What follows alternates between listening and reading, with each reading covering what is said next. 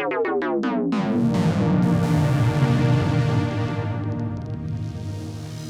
I'm Daniel Fisher here at Sweetwater Sound, and on today's episode of Synth Clips, we're going to talk about pitch bend. And I know, you're thinking, pitch bend? I move it up, it goes up a whole step. I move it down, it goes down a whole step. And for 90% plus of all the preset patches, that's all they do. And you know, it's pretty effective, but there's so much more you can do with it. And so we're going to show some of that on this synth. This is the Roland GAIA, also known as the SH01. And some other synths, and just going to show you some different ideas of what you can do. It really will wake up not only your live performance, but if you're doing arpeggiation or sequences, it can also do some pretty neat stuff as well. Okay, so now I'm going to start with an init patch like I always do, because it's easy to hear what I'm doing. And on a Roland GAIA, they have one preset patch dedicated to init, and that is Bank G Patch 8. And so all I do is I go to preset patch, I hit bank, I hit the G, and then I hit patch 8, and I get the standard sawtooth, very plain envelope. So now that it's initialized, I have the standard pitch bend depth, which is a whole step up and a whole step down. You can call it a whole step, you can call it 2 half steps, you can call it 200 cents. Each brand does it a different way, and each brand has sometimes a different way of doing pitch bend and modulation. For example, on the GAIA, they have a lever, so your pitch bending is sideways. There's other ones, obviously, that have the pitch wheel, which is going up and down. There's a diagonal one in some of the Chord synths. There's that cool wooden stick that's on the Nord. Each has different advantages. I would say the advantage of this one is it's really easy to do a natural vibrato by hand, because, at least for me, it's a lot easier to flick side to side than to move up and down. It's a different muscle set. So I can do...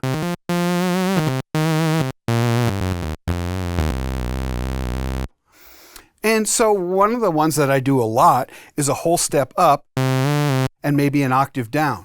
And on the Roland GAIA, what you do is hold the shift button and touch the pitch bend lever.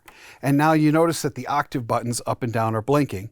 And if you hold one of them and touch a key, it will set the pitch bend depth relative to this key. So, for example, if I wanted to bend up an octave, I just hold up and go 1 octave up, and now I have up 1 octave.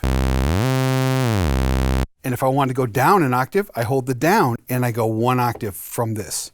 I can even have no pitch bend. So if I do up, but hold this low C, I have no pitch bend. Why would you want no pitch bend? Well, for example, a harmonica doesn't bend upwards, it only bends downward. So it kind of keeps you from cheating and doing things that a harmonica doesn't do. It really does help sound more natural.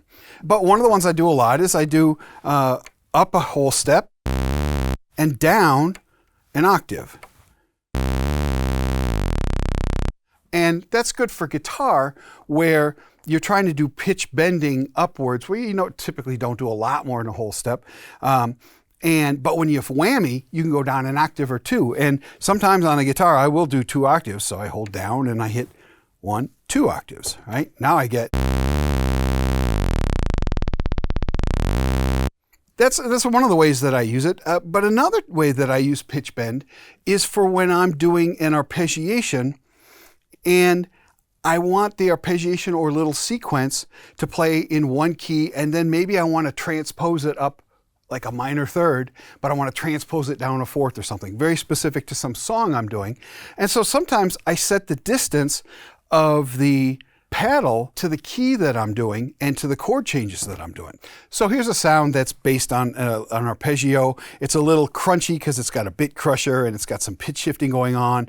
It's got some panning delay. It's got some reverb, and the delay is tempo synced to the arpeggiation.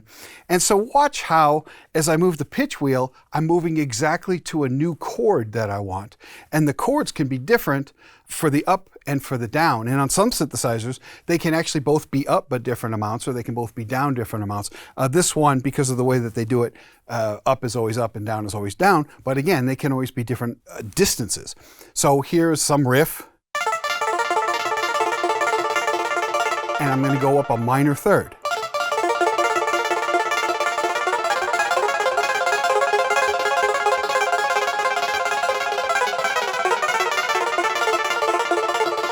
And now I'm going to go down a major third.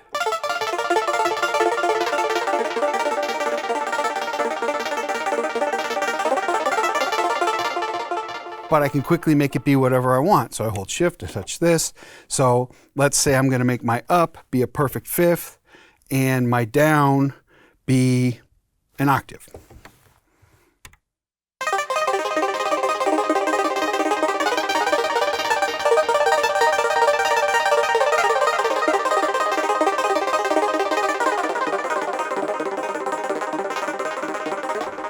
And just because you set it to a certain interval doesn't mean you have to slam it to that. You can still put it to whatever interval in between you want. It's just you get that comfort of knowing if I push it all the way, it's going to go to something that fits with this song.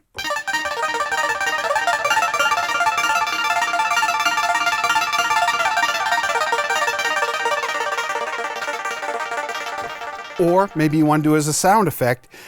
So if I hold this, do that, go to down and go down 2 octaves, now that's more of an effect than a pitch thing, so.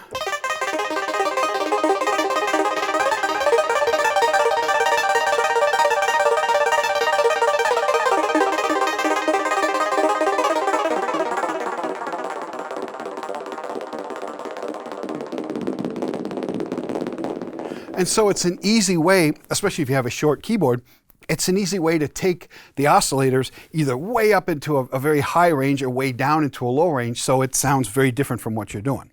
So now here's another patch, again with an arpeggiation, but this time I have 2 octaves up, 2 octaves down, and it just gives me lots of room to kind of slide around in between, but I know that once I slam it to the far end, I'm still in the same key, just with a distance of 4 octaves.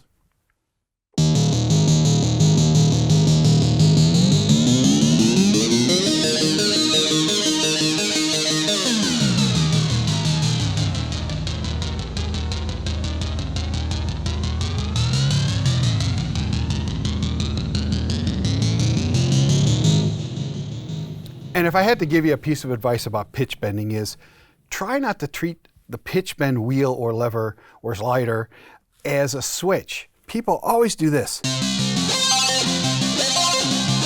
It's not a switch, it's a lever. So move it with deliberation. So you're trying to do it consistently and in some sort of pattern that feels right acceleration-wise. And also, feel free to explore what's in between.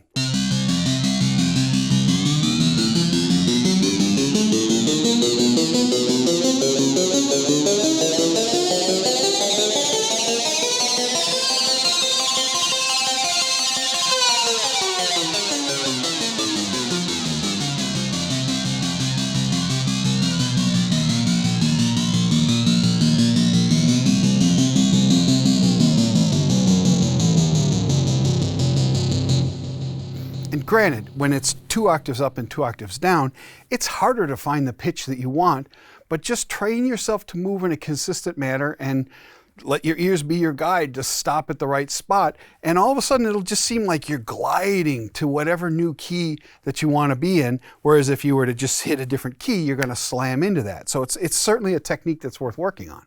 So here's another one where I have it a whole step up and an octave down.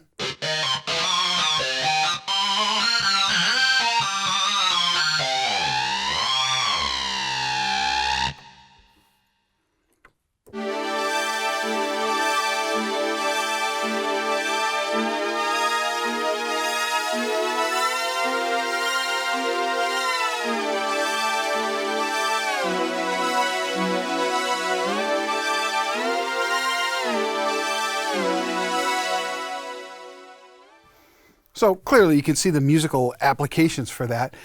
It makes you not have to use your ear to end up on some non-octave or non-whole step. But once you get used to it, it really is a cool, almost theremin-like ability to just drift and then lock right onto a specific note when you're done with that gliding. Okay, so now I have the ASM Hydrasynth, and I'm going to use this one first because it's just good to see different ways of doing your pitch bend depth setting. But 2, this one lets me do a little more complexity of how much pitch bend depth can go to each oscillator, so I can do some very interesting tricks with that. So we'll do that. But first, we init, and on this one, the init is done by its own dedicated init button, which I really like. Bang, bang. And as you can hear, it's a whole step up, whole step down. And on this one, if you're doing just basic, you want standard pitch bend, you go to the voice mode, and that's this voice button. You just hit it, and you hit it a second time, and you're in where the pitch bend is. It's currently set to 2. I can go all the way up to 24, so 2 octaves.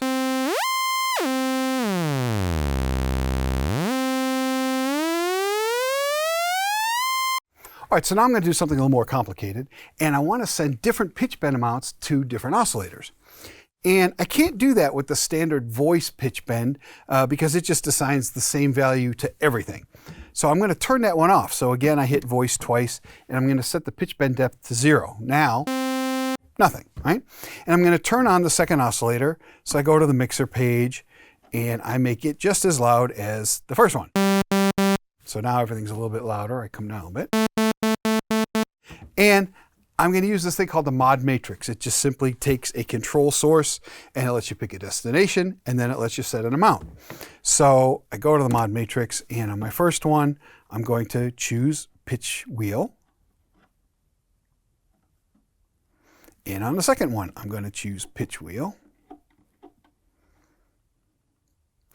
And then on this one, my destination, I can simply choose oscillator 1 by touching oscillator 1, and there it is. And it's already set to pitch. It currently has a value of 0. I go to this one, I touch oscillator 2, it has a pitch of 0. So still no bend. But now if I take the first one, push the wheel all the way up, and slowly turn this, you'll hear as I'm adding pitch bend to oscillator 1, it'll go up.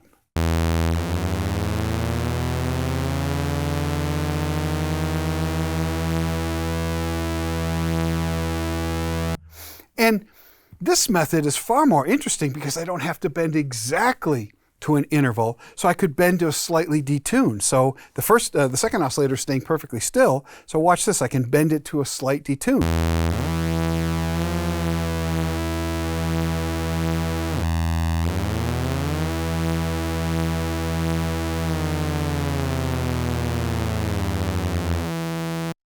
But I could make oscillator 2 do something different, like maybe bend only up a fifth.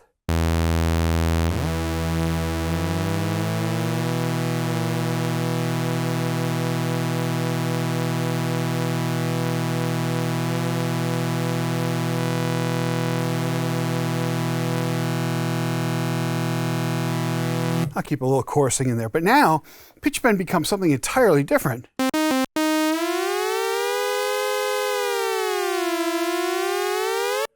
And so they're moving in the same direction, but they're moving at a different speed. And because I've chosen what the end amount's going to be, I can kind of have this weird behavior that once I slam it, it goes to some interval that I set in advance.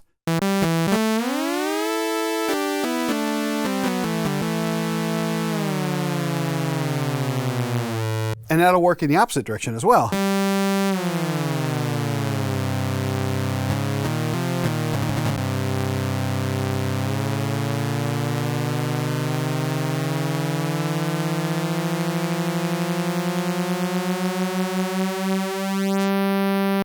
And as I get closer and closer back to center, the difference between them the two of them is less and less and less, so the detuning will get less and less.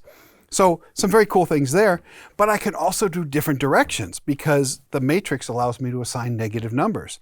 So let's say I set this to a perfect octave, and I'll set this to a perfect negative octave.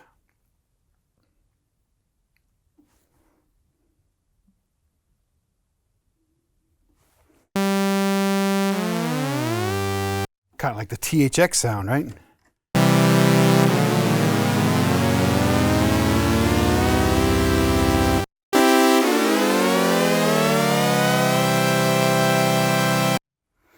So another thing that you can do with pitch bend, if your synth allows you to send non-half step values, something finer than that. I'll go back to a knit. You could fix a problem that's always bugged me with pitch bend on keyboards, and that is that real stringed instruments, they don't just bend a whole step and stop like they hit a brick wall. And yet that's what almost every stock synth patch does. So by adding values a little bit more, not a lot,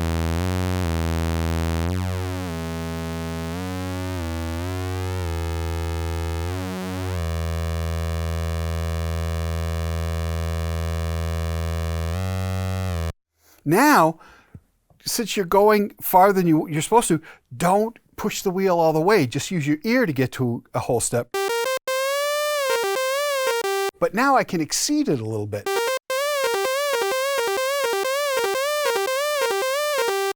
That sounds so much more real, and each one of those bends are going to have a slightly different characteristics. And if you want to do double string bends where they slightly go out of tune, simply make one go a little bit more than the other.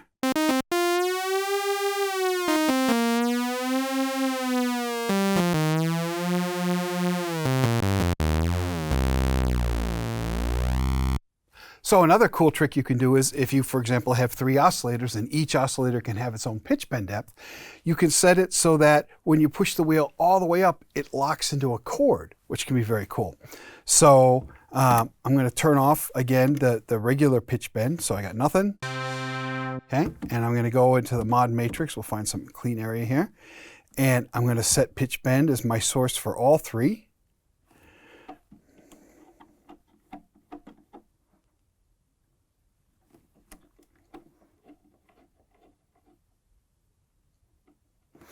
And my destination for each one will be oscillator 1, oscillator 2, and oscillator 3. And so maybe I'll make it do a major chord.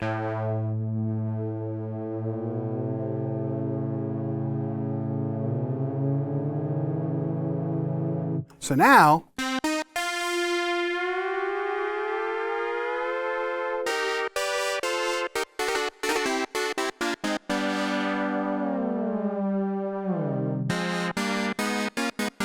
I got a minor chord when I go down, I got a major chord when I go up. So this is just a start, but I wanted to give you an idea of what it's like to have separate pitch bend depths per oscillator or per layer, depending on your synth. If you have any further questions about either the Roland GAIA SH01 or the ASM Hydrasynth, please contact your Sweetwater sales engineer. My name is Daniel Fisher. Thank you very much for watching.